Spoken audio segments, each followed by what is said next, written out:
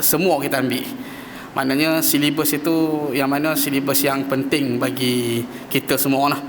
Yang pertama kita dah ada fiqh, dan kita dah ada sirah nabawiyah, dan kita dah ada tasawuf. Cuma tadabbur ni kita belum ada lagi. Yang tak formalnya selalunya ustaz baca lepas maghrib, yang mana waktu ustaz tugas lah kan, waktu tak ada kuliah. Selalunya ustaz baca tafsir Azhar. Yang tu kita dah habis surah Al-Mulk dan kita masuk Ar-Rahman dah sekarang ni kan. Bila tak ada kuliah, waktu ustaz tugas, ustaz akan baca tafsir. Itu tadabbur lah kan. Ini untuk kita punya jadual yang ustaz nak terangkan. Okay, yang mana selalunya ustaz ditugaskan untuk dua mata pelajaran lah. Yang pagi-pagi biasa talaqi Quran, yang malam fiqh. Jadi baru-baru ni Ustaz Zaki minta tukar. Ustaz Zaki tak mengajar lah kitab Jauhar tu kan, yang dalam bidang tasawuf dan juga tauhid. Kitab tu dia gabung antara tasawuf dan tauhid. Dan Ustaz Zaki tukar mata pelajaran yang mana menggunakan kitab Sabilal Muhtadin, yang mana kitab ni dalam memperincikan ilmu yang berkaitan dengan fiqh. Ada fiqh dalam bab sembahyang, banyak bab lah dia. Itu kalau kita tengok silibus pondok ada antara silibus yang tertinggi. Dan bukan nak ngajak, bukan senang kan. Dia punya kitab tu asalnya dalam bahasa Arab, kemudian kalau kita nak olah agak susah lah kan. Tuan-tuan guru sajalah biasanya boleh mengolah kan. Dia punya syarat sah solat semua tu lebih mendalam. Dalam bahasa Arab kata lebih dakik, dia lebih mendalam lagi penerangan. Jadi yang mana ustaz punya subjek tu fiqh manhaji, itu silibus yang sederhana untuk orang awam. Jadi dia yang biasa-biasa lah untuk kita tahu kepentingan dalam hal berkaitan dengan fiqh fardu ain yang asas. Macam dia ada macam tajuk, kemudian dia bagi penerangan poin-poin, ataupun dia bagi yang asas untuk kita faham syarat sah solat tu berapa, rukun, masuk waktu. Jadi bila Ustaz Zaki tukar subjek mengajar fiqh yang lebih mendalam, lagi advance lah pada yang Ustaz ajar fiqh mahaji tu kan. Jadi eloklah kita fokuskan pada dua ustaz yang ajar fiqh. Dalam permasalahan fiqh kita dah ada Bahrul Mazi, Ustaz Izul, dan kita dah ada Ustaz Zaki yang mengajar tentang fiqh juga. Jadi kalau Ustaz ajak jadi 3 pula, banyak pula. Jadi kat situ Ustaz tukar, mana kita Ustaz bincang dengan Datuk, dengan ni lah Cikgu Ramli, tukar pada tadabbur Quran. Kebetulan tadabbur kita belum ada lagi. Kemudian pada hari-hari ini kita menggunakan silibus tafsir Juz Ammah, yang ni Buya Hamka. Sama juga dengan yang selalu Ustaz baca tu, cumanya dalam ni yang terbaru, dia memudahkan untuk kita belajar dan membaca, untuk study ataupun kita memahami. Dia bentuk dia punya karangan dia sama, ada juga berbahasa tu dia buat dalam bahasa Indonesia, yang dia buat dalam kurungan, dia tukarkan dalam bahasa Melayu untuk bagi orang mudah faham. Dan dibuatnya itu satu-satu juzuk ammah, juzuk 30, 29, 28, dia ada satu-satu asing-asing. Dan yang mana Ustaz bincang dengan Cikgu Ramli lah, baru-baru ni kitab ni habis stok juga lah kat Yamani. Nanti kalau ada kat lain kita boleh, kalau siapa ada cari dan jumpa kitab ni kat kedai-kedai buku yang lain, boleh habaq lah kat Cikgu Ramli ataupun kat Ustaz, sebab habis stok. Mungkin cetakan tak banyak, tapi Shopee ada jual. Kalau siapa nak beli kat Shopee boleh. Shopee dalam 27 lebih kurang lah, 20 lebih lah, 30 ke bawah Shopee. Yang ni silibus tu sama dengan kitab tafsir Azhar yang lama. Cuma yang lama yang selalu Ustaz baca yang tebal tu, dia punya bentuk macam karangan. Dia bagi satu ayat, Buya Hamka tulis satu ayat, kemudian syarah dekat lain. Ayat dia tu macam kat depan saja, belakang tu dia tak tulis ayat lah. Dia tulis ayat dalam bahasa Melayu dan syarah dia macam karangan. Betul-betul macam karangan. Dia ada perenggan 1, 2, 3, 4, 5. Itu agak susah untuk faham. Sebab kadang-kadang kita kena baca semua ayat dia kena baca sampai 5 baris baru kita faham apa yang Buya Hamka maksudkan. Kalau kita baca 2-3 baris, kadang-kadang kita tak faham apa yang dikatakan. Sangat susah lah. Kalau kita tengok yang lama, yang baru ni dia dah bagi bentuk macam ni. Okey, nampak kat dalam tu putih semua. Tak nampak. Dia bagi bentuk ayat, contoh satu ayat dan terjemahkan dalam bahasa Melayu, kemudian penerangan. Ini dalam mana silibus yang kita akan gunakan pada hari inilah. Kan, dua, yang mana sekarang ni jadi ustaz yang pagi tadabbur satu, kemudian yang ni dua. Talaki satu pagi, yang ni 2 kali lah. Kemudian satu lagi fiqh. Fiqh tu nanti kalau Ustaz Zaki dah ajar mendalam, nanti Ustaz tukarkan dengan tadabbur lah. Kemudian kenapa kita pilih Buya Hamka punya subjek yang kita nak gunakan untuk tadabbur? Kerana ianya bersesuaian dengan kita punya waqi', kita punya suasana. Apa yang diceritakan oleh Buya Hamka bersesuaian dengan kehidupan kita, yang kita ni terdiri daripada masyarakat Nusantara. Bersesuaian. Dan kita guna tafsir tafsir Buya Hamka juga, dia lebih pada tadabbur. Biasanya Buya Hamka buat satu cerita, kemudian dimasukkan sekali kefahaman dari asbabun nuzulnya. Semua dia masukkan sekali dan diolah dalam bentuk apa yang diceritakan oleh ayat Allah itu. Adapun tafsir-tafsir yang lain, beza tadabbur dan tafsir. Tafsir kita nak memahami maksud kalimat perkataan tu, dari satu huruf ke satu perkataan ke satu perkataan. Yang ni satu ayat, tadabbur satu ayat, kita ambil intisari dia. Apa yang Allah ceritakan, kat siapa Allah turunkan, apa yang kesimpulan yang boleh kita ambil. Kadang-kadang khitab dia ataupun Allah datangkan mana satu cerita kena pada kita. Macam tu. Buya Hamka ni dia ambil semua dalam tafsir tu, dia olah sekali, dia masuk dalam bentuk tadabbur. Satu ayat kita faham satu cerita, satu lagi ayat sambung daripada cerita ataupun cerita yang lain. Kita faham. Dan bahasa Arab tu kita faham juga sekali. Tapi kalau tafsir, tafsir beza. Satu perkataan dia kaitkan dengan perkataan dalam surah-surah yang lain, kemudian dia akan olahkan juga. Bukan perkataan tu saja, malahan dalam tafsir dia ada asbabun nuzul. Bila turun ayat ni, wurud hadis. Hadis di mana cerita tentang ayat tu turun kat siapa dan siapa yang ada, dan apa yang Rasulullah terjemahkan daripada ayat tu melalui hadis. Kalau hukum, Rasulullah cerita tentang hukum. Cerita, Rasulullah akan cerita tentang siapa, sahabat yang ada waktu tu, kat rumah siapa. Lepas tu dia cerita lagi, apa lagi hukum-hukum dia. Kemudian kesimpulan yang kita dapat daripada ayat tu, ibrah dia. Tak masuk ibrah tu, dia dah masuk pengajaran dia. Sebelum masuk pengajaran tu, dia dah masuk dah point dia, isi dia lagi. Perkataan tu boleh berubah mengikut pada surah-surah yang lain. Itu yang dimasukkan dengan tadabbur, tafsir. Iaitu. Tapi kalau kita baca tadabbur ni dia ringkas. Dalam Buya Hamka, satu ayat kita boleh cerita terus apa yang yang kita nak faham tentang ayat tu.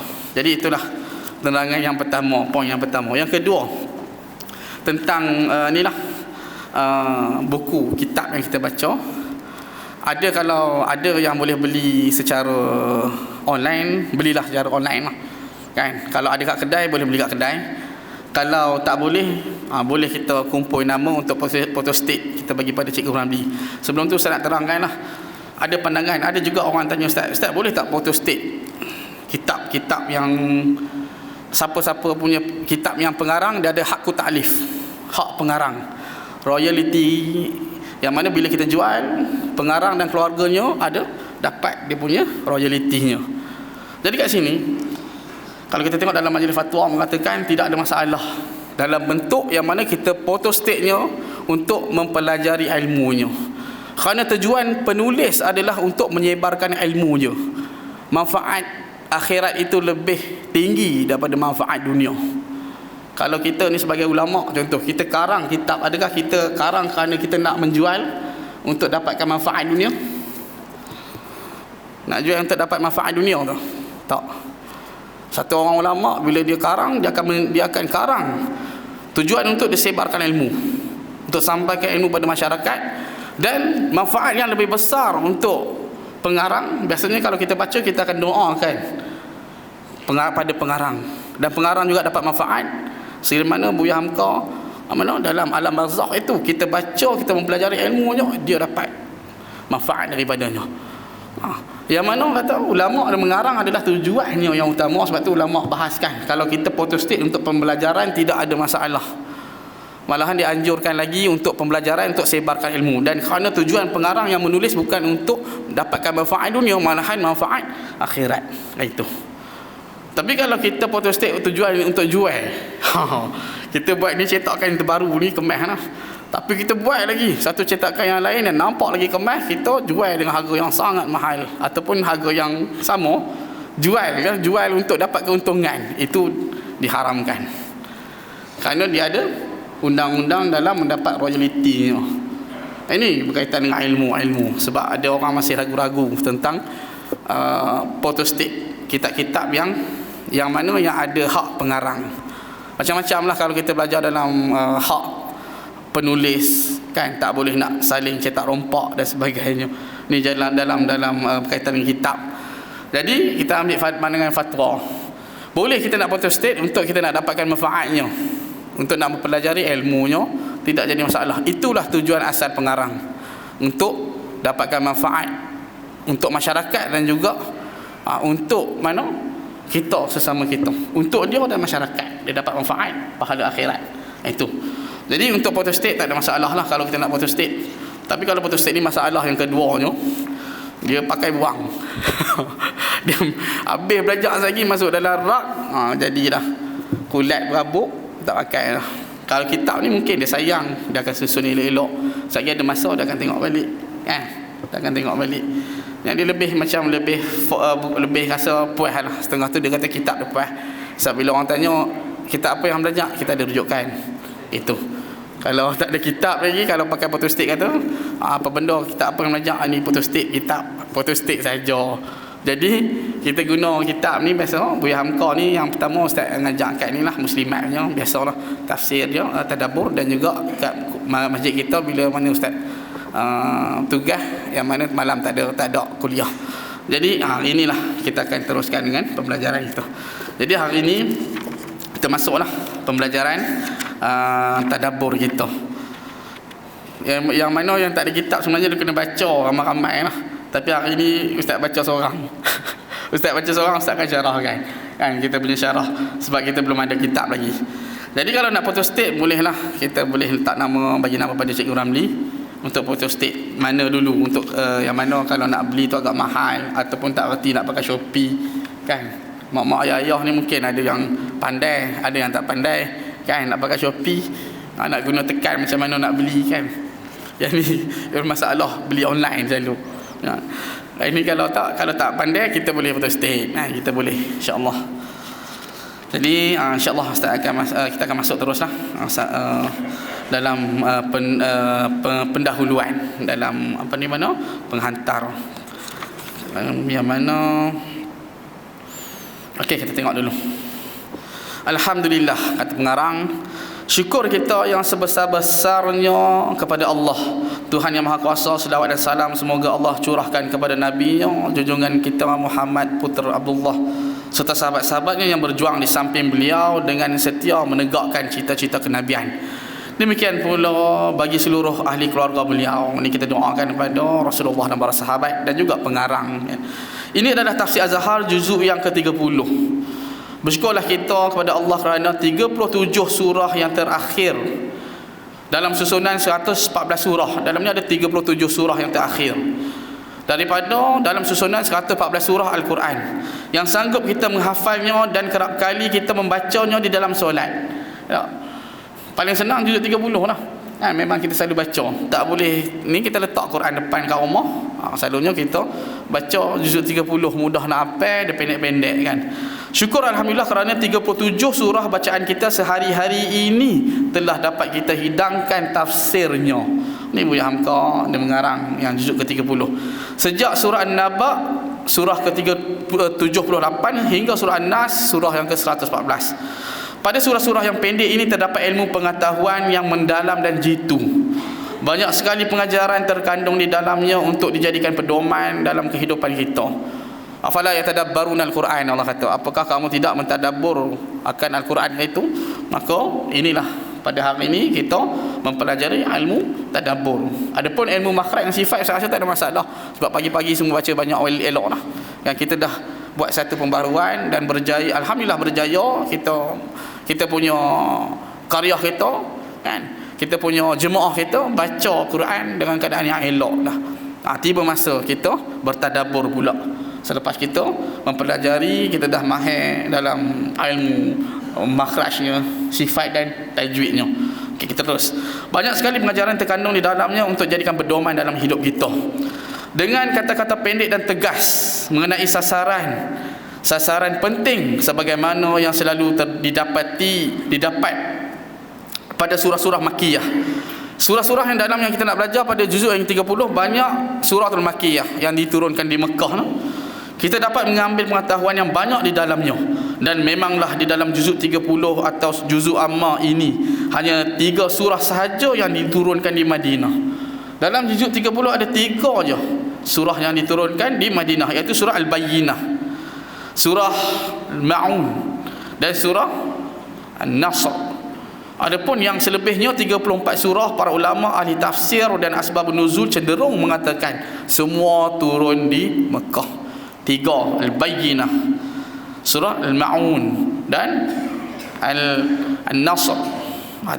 Kemudian terasalah oleh kita suasana surah-surah yang turun di Mekah itu ketika membacanya penuh tentangan, tahaddi kepada orang-orang kafir, musyrik dan yang ingkar.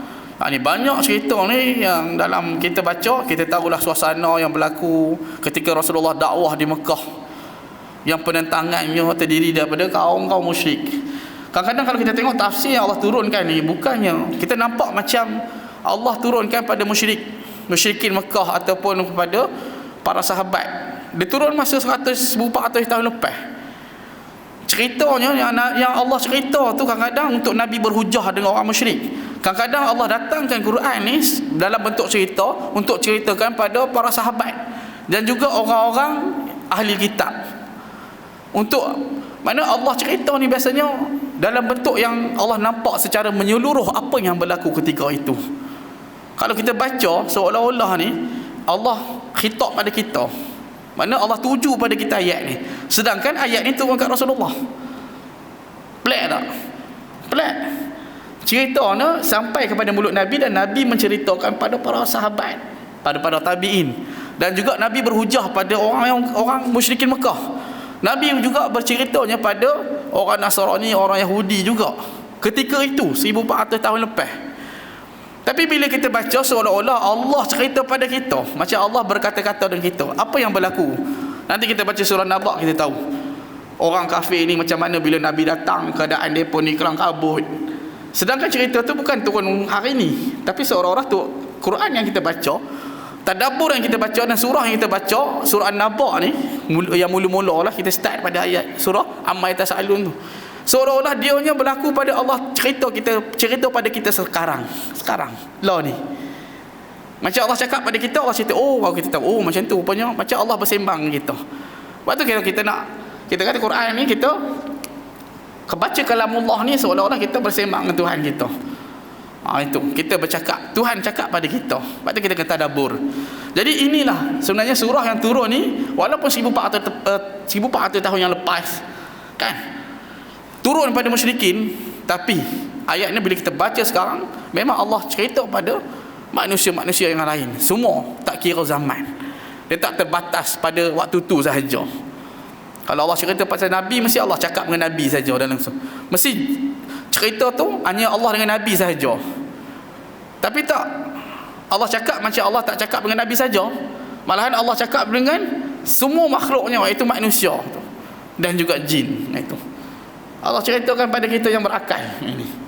Itu kelebihan mana Quran, mukjizat Quran yang kita baca macam Allah cakap dengan kita pada hari ini. Okey, itu yang mana yang pertama.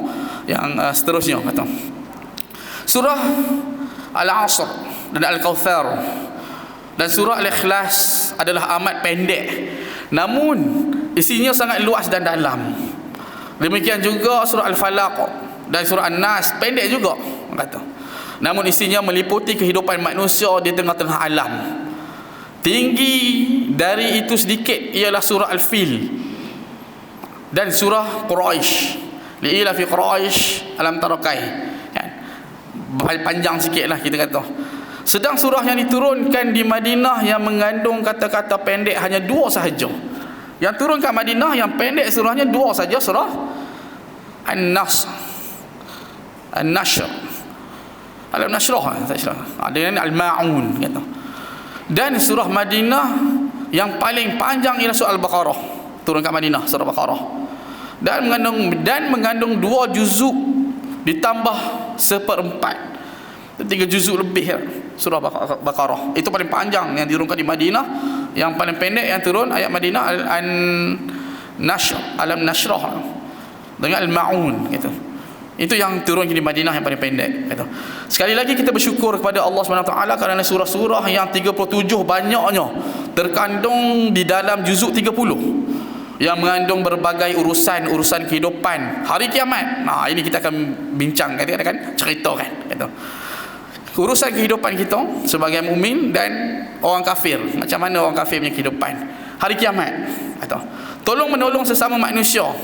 Yang ni biasanya Rasulullah Allah datangkan surah ini yang mana Rasulullah memperjelaskan melalui hadis dengan perbuatan.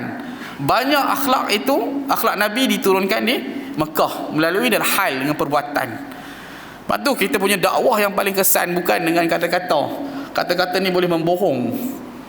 Allah SWT tegur orang-orang yang suka berkata-kata dalam menasihati, tapi dia tidak mengamalkannya. Dia tak mengamalkannya. Ada satu ayat Allah tegur orang yang mana dia suka berkata-kata dalam dakwah tapi dia tidak mengamalkan apa yang dikatakannya. Dia suruh orang buat tapi tak buat. Itu kadang tuan-tuan guru ke ustaz-ustaz takut nak ajak tasawuf ni.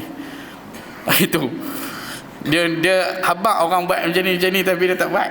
Itu paling tu yang setengah tok-tok guru ke siapa-siapa takut nak ajak tasawuf. Sebab boleh kata terjadi kena pada kita. Jadi ini yang kedua, yang seterusnya cerita tentang yang mana akhlak. Yang dalam ni kalau kita tengok dalam tafsir yang kita belajar, Allah menceritakan bagaimana hal Nabi, keadaan Nabi dakwah yang berkesan itu dengan perbuatan. Kalau kita nak suruh anak semayang, kita tak suruh anak semayang dan kita duduk tengok TV, tengok handphone. Suruh dia semayang, kan? Nabi buat, kemudian baru datang sahabat untuk melakukannya. Begitu juga kita nak anak semayang macam tu, dengan hal yang lebih cantik. Kita semayang dan anak ikut mula-mula. Dalam kita ajak dia baca dan sebagainya, bawa ke masjid dan sebagainya, kan? Macam mana dengan hal, dengan perbuatan kita tu dah menjadi contoh pada anak melihat dan anak akan ikut apa yang kita buat. Ataupun cucu kita, untuk buat dia kaki masjid, dia pun ikut juga kaki masjid. Opah dia, nenek dia kaki masjid sama juga, dia akan ikut juga perangai tu. Kita ni kadang-kadang kita datang ke sini, kita tengok ayah kita dulu, tok kita, siapa-siapa yang jaga kita, dia biasa suka ke masjid. Dan kita pun macam tu juga. Dan lama kita teringat, oh dulu kita ikut. Sekarang ni zaman kita pula macam tu. Ini kata dakwah dengan hal, dengan keadaan yang Nabi mempamerkan akhlaknya itu adalah lebih berkesan. Berhujah, berdebat, kan? Kita kadang-kadang kita nasihat, kan? Nasihat dengan mulut, tapi kadang-kadang itu tak berkesan. Sekadar dapatlah sikit. Kalau 10 dapat 1 je. Macam tu. Macam malam ni lah, kalau kita belajar tentang surah ni, bukan semua kita buat balik. Ada berapa yang kita ingat saja. Tapi kalau dengan perbuatan kita lakukannya, kita akan ingat. Sekali je semain tasbih, lepas tu dia pandai. Siapa imam semua kita punya jemaah kita buat satu program semain tasbih. Ada juga yang tak pernah buat, baru first time nak buat. Dia baru berubah ataupun pencin, kan? Dulu sibuk, kan? Ada juga yang baru nak berubah, kan? Dia ikut dengan hal tu dakwah dengan perbuatan, kan? Kita buat sama-sama. Sekali dia buat, lepas tu dia boleh buat terus tu. Dia boleh buat terus tu, dia boleh ingat terus. Tak payah ulang 2-3 kali je lah. Itu mana berkesan dakwah Nabi dengan hal, dengan perbuatan. Hal dengan perbuatan gitu. Kita tengok seterusnya, cerita yang tentang yang mana kita nak baca pada ayat ke-30, juzuk ke-30 kata. Tentang hari kiamat, tolong menolong sesama manusia. Ini satu arahan, satu perintah Allah. Kata pemeliharaan anak yatim, menyantuni fakir miskin dalam bentuk akhlak, Bahkan sampai kepada semangat menghadapi perang dengan kuda yang tangkas berlari pun disuruh menjadi perhatian kita. Ni Allah cerita kat kita.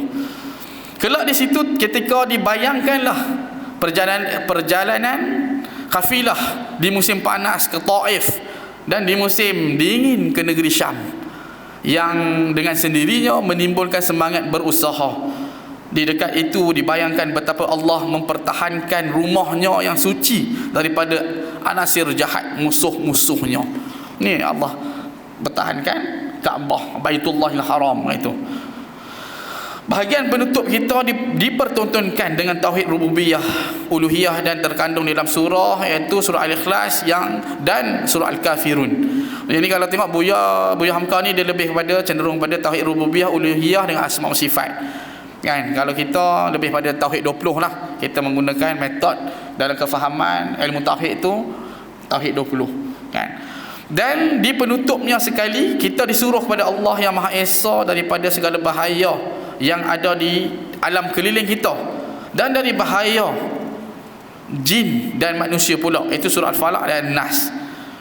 Kemudian bersyukurlah kita sekali-kali kepada Allah bila surah-surah ini dapat kita baca dengan fasih. Selanjutnya kita hafalkan sehingga dapat menjadi bacaan di tiap-tiap solat. Mana yang kita anggap patut dibaca di saat itu dan dapat kita fahamkan apa isinya, akhirnya dapat kita amalkan sehingga akan redalah Allah kepada kita. Mempelajari ilmu tafsir, ilmu tadabbur, kita membaca, mempelajarinya dan menghafalnya, kan. Hafal antara yang, kalau mana kita nak hafal surah-surah pendek ni biasanya ulang, kan, buat ulangan dalam bacaan, bentuk hafazan, tulis pun boleh mudah untuk kita hafal. Akhirnya dapat kita amalkan sehingga redalah Allah kepada kita. Amin ya rabbal alamin, kata pengarang. Kerana dengan surah yang pendek-pendek tetapi mengandungi berbagai ragam pengetahuan hidup dan bekal menghadapi akhirat ini, batin kita menjadi kaya dan iman kita bertambah teguh. Alhamdulillah. Jadi kita baca pada hari ini, insya-Allah kita akan masuk surah An-Naba. Jadi yang maksud dengan berita. Dalam ayat ini biasanya kalau kita tengok tafsir, pengarang akan menafsirkannya mengikut apa yang didapat daripada hadis. Lain ni Ustaz bukan rasa. Kalau kita tengok TikTok, Facebook, banyak sangat penglipur lara.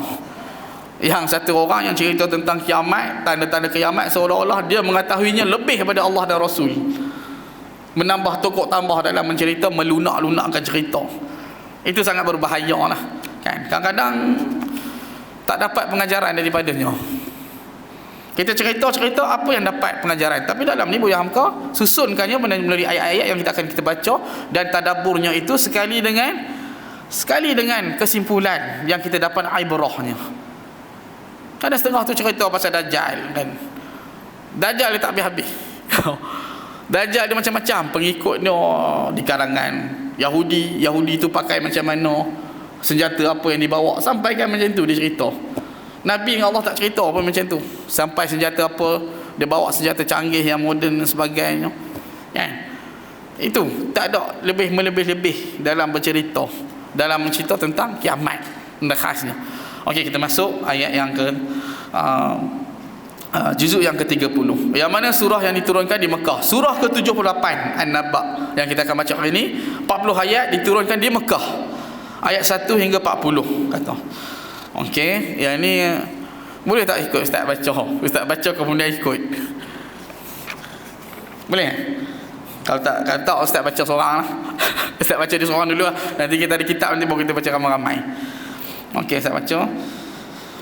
A'udzu billahi minasyaitonir rajim. Bismillahirrahmanirrahim. Amma yatasaalun 'anil naba'il 'azim alladhi hum fihi mukhtalifun kalla saya'lamun thumma kalla saya'lamun. Sadaqallahul azim. Kita tengok ayat yang pertama, amma yatasaalun, yang mana ayat ini diturunkan di Mekah, mesti khitabnya diceritakan kepada musyrikin Mekah. Amma Amma dalam bahasa Arab ni ada pun, ada maknanya ada pun. Adakah ada pun? Tentang apakah? Yatasaalun. Dalam bahasa Arab yatasaalun, perkataan asal dia sa'ala, yang maknanya persoalan ataupun tanya. Ya, itu dalam bahasa Arab sedang. Waw nun orang ramai, menunjukkan ramai. Kalau kita terjemahkan kita dalam tafsirnya, tentang apakah ya mereka bertanya-tanya. Tentang apakah sa'ala soal. Dalam bahasa Melayu soal, sepersoalan. Ya ni sedang mereka. Ya ni dalam bahasa Melayu kita kata perbuatan yang sedang berlaku. Waw nun kepada menunjukkan ramai yang buat benda tu. Yang bertanya-tanya tu ramai. Tentang apakah mereka bertanya-tanya. Dia mula macam tu. Starting Quran ni dia tak ada cerita pendahuluan. Tiba-tiba mufajaah dia boleh kata. Amma yatasaalun, Allah kata kat situ. Apa yang dimaksudkan? Okey, kita tengok tafsirnya. Tentang apakah mereka bertanya-tanya, atau soal apakah yang mereka pertengkarkan di antara sesama mereka. Mengapa mereka jadi bertengkar tidak berkesudahan? Sembang-sembang tapi macam ada satu macam kita lah. Berlaku sesuatu benda dalam masjid ni ataupun luar masjid. Orang pengsan ke, kan? Ada orang dia kena sawan ke, contoh, kan? Lepas tu seorang dua orang pergilah tolong, tapi benda tu akan heboh dalam satu masjid sampai muslimat yang paling heboh sekali. Contoh, tanya-tanya siapa tu, nak kenal juga orang yang pengsan tadi. Kita pun kelang kabut, semua kelang kabut macam tu. Kalau benda-benda yang berlaku satu-satu, yang benda yang berlaku, tak kira kat kita, Korea kita macam itu. Kata harimau masuk, ada harimau kat Bukit Jana, kelang kabut semua WhatsApp. Harimau mana rupanya harimau mainan. Dia kata harimau kata masuk, tapi tak ada pun ni. Kita pun tak tahulah cerita sebenar kan. Dia kata harimau masuk, harimau dahan kan. Yang ni macam tu juga yang Allah ceritakan yang berlaku pada musyrikin Mekah, kata yang mereka bertanya-tanyakan, yang mereka persoalkan menjadi buah tutur, di mana mereka berkumpul sesama mereka, iaitu kaum Quraisy. Itu adalah ada sambung ayat 2, iaitu anin naba'il azim, kata anin yani daripada itu an-naba. Dalam bahasa Melayu naba ni berita. Naba berita. Al-azim itu besar. Apa yang dia gaduh-gaduh tu, kata orang Quraisy Mekah, kata yang mereka bertanya-tanyakan, yang mereka persoalkan, itu kata kecoh lah. Sama-sama menjadi buah tutur di mana mereka berkumpul sesama mereka, iaitu kaum Quraisy. Itu ialah tentang satu berita besar. Allah cerita ni macam cerita kat kita depan-depan, macam sekarang ni Allah cerita kat kita. Sedang cerita ni turun masa zaman Nabi, kan? Cerita kat Nabi, dan Nabi cerita pada seorang sahabat. Maknanya sahabat tak ramai lagi. Nabi cerita pada musyrikin Mekah. Turun di Mekah ayat ni. Turun pada orang-orang musyrikin. Itu punya mukjizat Quran, kan? Satu cerita anin naba'il azim, berita, naba, berita al-azim, dalam masa kita besar. Yang depa kecoh heboh-heboh kan, yang bertengkar mana betul mana salah. Itu satu cerita yang sangat besar. Apa yang cerita yang besar? Kita nak tahu lagi. Ini Allah nak mufajaah, nak bagi satu kejutan bagi kita. Allazi hum fihi mukhtalifun, kata yang telah mereka perselisihkan padanya. Allazi, yang, hum ini mereka semua, fihi, fi itu pada hi, kembali kepada an-naba tadi, hi kepada berita tadi, yang depa mukhtalifun, depa perselisihkan. Orang ni kata macam ni, orang ni kata macam ni, orang ni kata macam ni. Seorang ni nampak macam ni, seorang ni nampak macam ni, seorang ni nampak macam ni. Masing-masing cerita dan dia ada kecoh kat situ. Macam kita tadi saya kata, satu orang yang pengsan, saya tak kira muslimat ke muslimin, ada kata tadi ada orang pengsan buih mulut. Jadi ada satu kata ada orang pengsan mata dia terbeliak. Ada kata orang ni pengsan, dia tambahkan lagi cerita, dia lunakkan cerita. Pengsan tu kata nampak macam teruk, kan? Rupanya dia pengsan sebab panas. Saya sedar lah dia. Lepas tu sampai kata, oh tadi pengsan orang ni, kata ada kat masjid ada orang pengsan. Ambulans datang kot, bawa ke ICU. Rupanya tak ada pun macam tu. Dia macam inilah yang berlaku di Mekah ketika itu. Yang mereka ni sangat kecoh satu sama lain, kata. adalah satu berita besar bagi kaum Quraisy. Itu ketika Muhammad sallallahu alaihi wasallam, yakni anak Abdullah, yang mereka kenal sejak dari masa kecilnya sampai remajanya, satu orang yang al-amin, orang yang amanah, orang yang penuh dengan sifat yang baik, yang tidak ada celah padanya, orang yang tak pernah berbohong dan tidak pernah berdusta, malahan dikatakan dialah orang yang paling baik. Yang mereka semua kenal masa remajanya, dari budak hingga remajanya, lalu meningkat dewasa sehingga berusia lebih dari 40 tahun. Dia telah mengeluarkan satu pendirian yang berbeza sama sekali dari yang mereka harapkan. Mereka harapkan Muhammad, iaitu Rasulullah, sebelum datangnya, sebelum dia diperintahkan untuk sebarnya, dia menjadi satu orang Rasul, dia pun mengharap dia jadi ketua kafilah, ketua kabilah Quraisy. Ini yang diharapkan oleh orang-orang Quraisy, memberi harapan, kerana dia letakkan Rasulullah ini sebagai harapan untuk mengetahui kaum dalam musyrikin Mekah itu. Dia mengaku dirinya mendapat wahyu dari Allah. Ini yang mana Ja'far Tayyar tepat, ada kata sepupu Nabi, kata pak setapak saudara Nabi, kan, ada kata sepupu Nabi, kan, yang mana Abu Sufyan ketika itu pergi, kan, yang mana pergi nak tangkap orang Islam. Kemudian orang Islam ini dapat perlindungan pada Raja Najasyi. Raja Najasyi ini dia cerdik, dia kata kat Abu Sufyan, dia cerita kat Raja Najasyi ni, dia kata ada satu orang yang mendakwa dirinya sebagai Rasul, kan.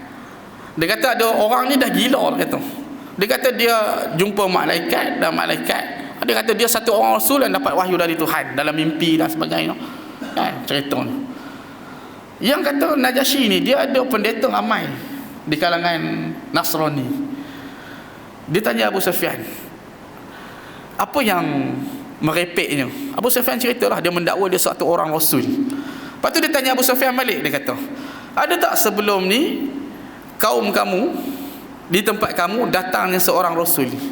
Abu Sufyan kata tak ada. Masa tu Abu Sufyan bukan Islam lagi, belum ada lagi nak cerita yang Rasul tu adalah sebenar. Kemudian Najasyi ni dia tanya pendeta-pendeta dia sebelum dia bagi perlindungan pada Islam. Dia tanya pendeta-pendeta dia kata, macam mana agama yang kita anuti dan dibawa oleh siapa? Dibawa oleh siapa?